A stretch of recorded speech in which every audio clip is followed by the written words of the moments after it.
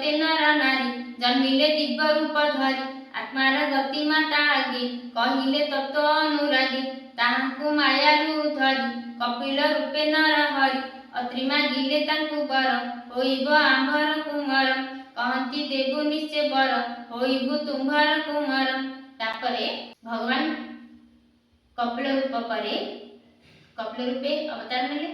तापरे अत्रि अत्रि अनुसया गर्भरे दत्तात्रेय रूपे अवतार नेले। किपरि नंदिनी वर्षी नारद भ्रमण करू करू सत्य अनुसयांकर प्रचार प्रसार हेबार शुणिले तांकर जगतरे कीर्ति शुणिले। तापरे जाई ब्रह्मा विष्णु आउ माँ पार्वती माँ लक्ष्मी आउ सरस्वती आगे ब्रह्मणी आगे जाई कहिले जे सत्य अनुसार बहुत प्रीति अच्छी धन्य धन्य कहू समस्ते कहले आमठू सती किए तांकर सतीत्वर परीक्षा नेबाकू पड़िबो। ब्रह्मा विष्णु आउ शिव भगवान जाई तीन देव जाई अनुसयांग परीक्षा करबाकू गले। तापरे अनुसयांग गृह रे अत्रि आउ अनुसयांग गृह रे जाई कहले भगवती भिक्षाम दे भिक्षा मागिबारु अनुसया कहले अनुसया आसिले पचारिले आपण माने कोन चाहुछन देखिले तीनोटी युवक ब्राह्मण वेशरे आछन पचारिले माँ अनुसया जे आपण कोन चाहुछन कहिले आमे चाहुछु आपण नग्न अवस्था आमको भोजन कराई। यह शुणी माता अनुसया अत्रि मुनिक पाद तले पड़गले स्वामी पाद तले पड़गले कहले मु कौन करबी अतिथि जहाँ चाहती नदेले सब पुण्य नाश कहीं भागवत जगन्नाथ दास कहते जागरु अतिथि बाहुड़ी से प्राणी प्रेत मुखे पड़े अतिथि होइले निराश सकल पुण्य हुए नाश सेति बाई मु कौन करी अनुसया माता तांको स्वामी को पचारे। तापरे अत्रि मुनि कहउछन्ती जे तुम ठारे मोर कोनोसी संदेह नाही तुमे परम सती तुमे गोटे एही कलशर जल नियो आउ तांको तीन जन उपरे ब्राह्मण तीन जन युवक उपरे छिंची दियो ताके छोट बालक होइजिबे तापरे तुमे स्तनपान कर कहबारु माता अनुसया जाई कलश जल छिंची देले ताको तपस्यार जल छिंचिबारु तीन देव जाक ब्रह्मा विष्णु आउ हर तीन देव छोट शिशु हो गए ताको स्तनपान करी ताके तांको तीन झुलना झुलाई रखिले। अनेक वर्ष एमती ताको घरे रही गए रही माता पार्वती माँ लक्ष्मी आउ ब्रह्मणी आसी कहले गुहारे कले जे आम स्वामी को दियो कहबारु माता अनुसया कहले जे तुमे नियो किए चिन्ह पारे माता माता माने चिन्ह पारे से प्रार्थना कले माता अनुसया कले निज निज स्वामी को चिन्ह नियो तीन जन माता तीन शिशु को धरिले। तापरे माता पार्वती माँ लक्ष्मी आउ ब्रह्मणी चिन्ह पारे न चिन्हबारु माता अनुसया को प्रार्थना कले आम स्वामी जेपरी आसीथिले सेहीपरी करि दियो करिबारु माता अनुसया ने जल सिंचन कले करिबारु देखिले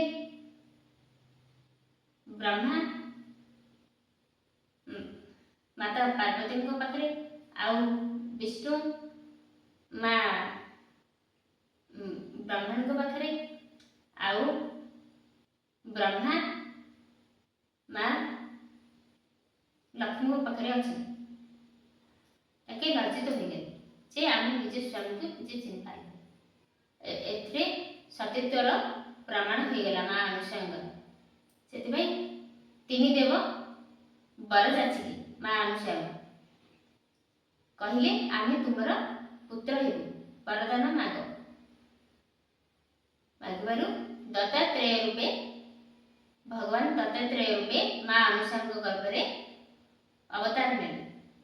ଅତ୍ରି ମାଗିଲେ ତାଙ୍କୁ ବର, ହୋଇବ ଆମ୍ଭର କୁମର, କହନ୍ତି ଦେବୁ ନିଶ୍ଚେ ବର, ହୋଇବୁ ତୁମ୍ଭର କୁମ୍ଭର। ସେଇ ହେତୁରୁ ତାଙ୍କ ନାମ ଦତ୍ତାତ୍ରେୟ ଯେ ହେଲା ଜାଣ, ତତ୍ତ୍ୱବଚନେ ବର୍ତ୍ତମାନ ସୁନ୍ଦରୀ କାମ ନୁହେଁ ସମ। ଦତ୍ତାତ୍ରେୟ ରୂପେ ମା ଅନୁସୂୟାଙ୍କ ଗର୍ଭରେ ଅବତାର ନେଲେ ପ୍ରଭୁ। ତାପରେ ସବୁ ରାଜାଙ୍କୁ ଗୁରୁ ରୂପରେ, ରାଜାଙ୍କର ଗୁରୁ ରୂପରେ ବହୁତ ଜ୍ଞାନ ଦେଲେ। ତାପରେ ଧରଣୀ ପର୍ଯ୍ୟଟନ କଲେ, ଅନେକ ତପ ଆଚରିଲେ, ନହୁଷ ଯଦୁ ଆଦି ରାଜା, ଯାର ଚରଣୀ କଲେ ପୂଜା, ଯୋଗ ସମାଧି ସମ୍ପାଦିଲେ, ଜମ ମରଣ ନିସ୍ତରିଲେ। ତାପରେ ଯୋଗ ସମାଧି ଆଚରିଲେ। ଯୋଗ ସମାଧି କଣ? ଯମ, ନିୟମ, ଆସନ, ପ୍ରାଣାୟାମ, ପ୍ରତ୍ୟାହାର, ଧ୍ୟାନ, ଧାରଣା, ସମାଧି, ଯୋଗ ଦ୍ୱାରା 8ଟି ସୋପାନ ଅତିକ୍ରମ କରି ଜନ୍ମ ମରଣ ଚକ୍ରରୁ ନିସ୍ତରି ଯାଇ ଦତ୍ତାତ୍ରେୟ ଜନ୍ମ ମରଣ ଚକ୍ରରୁ ଉଦ୍ଧାର ହେଲେ। ତାପରେ ଚାଲନ୍ତୁ ପାଠ କରିବା। ଧରଣୀ ପର୍ଯ୍ୟଟନ କଲେ, ଅନେକ ତପ ଆଚରିଲେ, ନହୁଷ ଯଦୁ ଆଦି ରାଜା, ଯାର ଚରଣୀ କଲେ ପୂଜା, ଯୋଗ ସମାଧି ସମ୍ପାଦିଲେ, ଜନ୍ମ ମରଣ ନିସ୍ତରିଲେ। ସୃଷ୍ଟି ଉଦ୍ଧାରେ ମନ କରି, ଲୋକଙ୍କ ହିତେ ଅବତରି, ତପର ଛଳେ ଭଗବାନ ହୋଇଲେ ଚତୁ ସନାତନ। ସେ ଯୋଗ ପୂର୍ବ କାଳେ ଥିଲା, ଅଳ୍ପ ସଂକଳ୍ପେ ନାଶ ଗଲା। ତପର ଛଳେ ହରି ଚତୁ ସନାତନ ରୂପ ଧରି, ତାହା ଉଦ୍ଧାରେ ଯୋଗ ବଳେ, ସଂସାରେ ଭିଆଇଲେ ଛଳେ। ଦକ୍ଷ କୁମାରୀ ଗର୍ଭେ ହରି, ଧର୍ମର ବ୍ୟଜ ଅବତାରି। ଚତୁସନ ରୂପୀ ଗୋଟିଏ ଅବତାର, ସନକ, ସନାତନ, ସନଦ, ସନତ କୁମାର, 4 ରୂପରେ ତାଙ୍କର ଗୋଟିଏ ଅବତାର।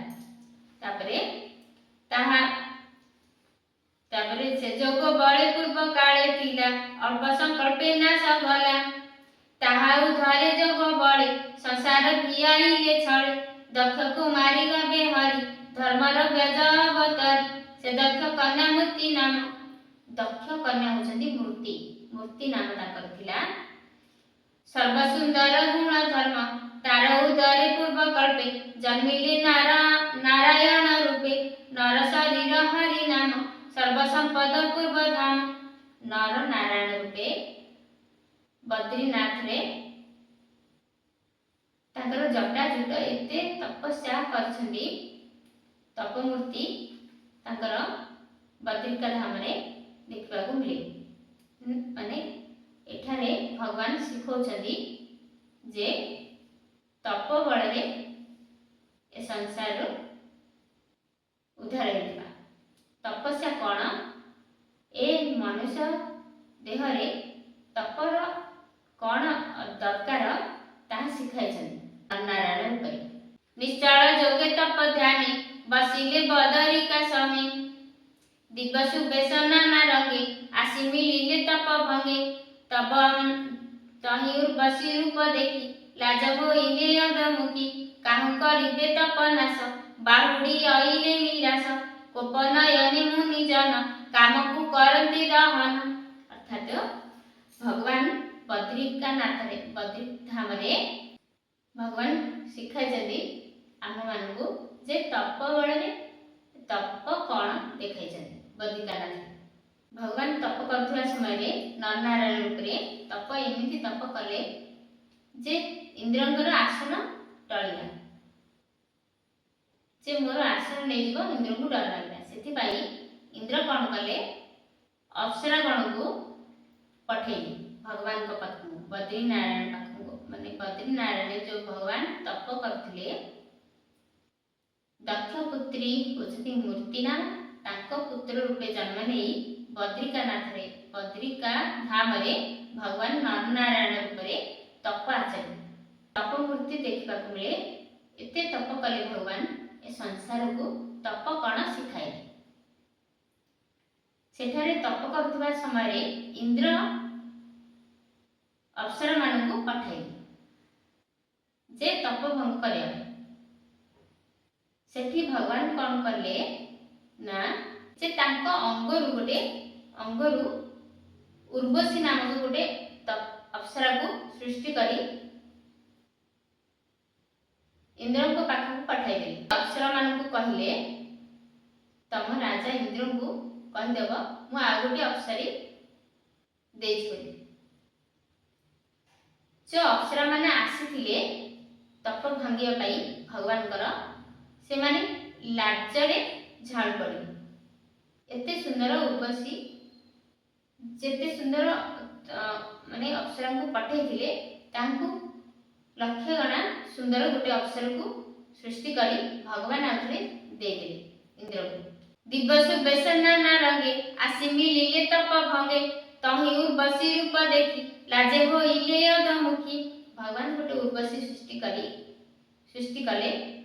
ସେ ଉର୍ବଶୀ ମୁଖ ଦେଖି ଇନ୍ଦ୍ର ପାଖରୁ ଯେଉଁ ଅପ୍ସରାମାନେ ଆସିଥିଲେ ସେମାନେ ଲାଜରେ ଝାଳ ପଡ଼ିଲେ। ଏତେ ସୁନ୍ଦର ଥିଲେ ଅପ୍ସରା। କାହୁ କରିବେ ତପନାଶ ବାହୁଡ଼ି ଅଇଲେ ନିରାଶ। ଭଗବାନଙ୍କୁ ଯିଏ ତପ କରେ ସିଏ ଟଳେ ନାହିଁ, ତାର କିଏ ବିଘ୍ନ ଘଟାଇ ପାରେ ନାହିଁ। ଆଉ ନିଜେ ଭଗବାନ ତପ କରୁଛନ୍ତି, ତାଙ୍କର ଆবার କିଏ ଭଙ୍ଗ କରିପାରିବେ?